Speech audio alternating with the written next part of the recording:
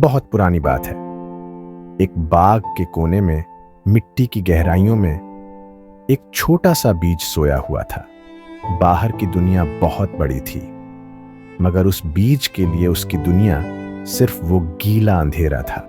एक रात बहुत जोर से बादल गरजे और मूसलाधार बारिश होने लगी। पानी मिट्टी के अंदर तक गया तो नन्हा बीज डर से कांपने लगा। या अल्लाह, मैं यहाँ कितना अकेला हूँ।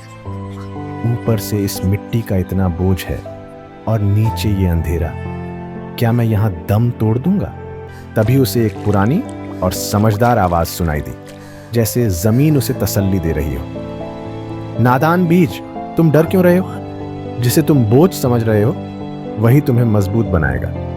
जिसे तुम अंधेरा समझ रहे हो, असल में अल्लाह तुम्हें वही नए सफर के लिए तैयार कर रहा है। बीज को बात समझ आ गई।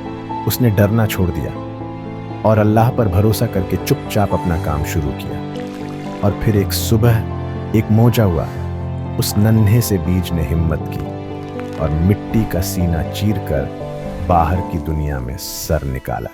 वक्त गुजरा और वो छोटा सा बीज एक बहुत बड़ा और सायादार दरख्त बन गया।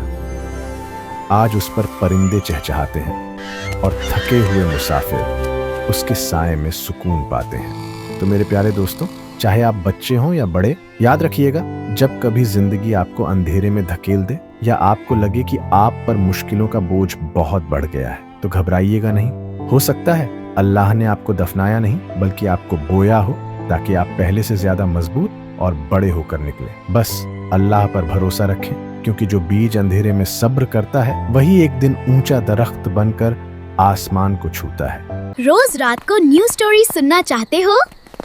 तो अभी सब्सक्राइब करो। मिलके सुनेंगे दोस्त।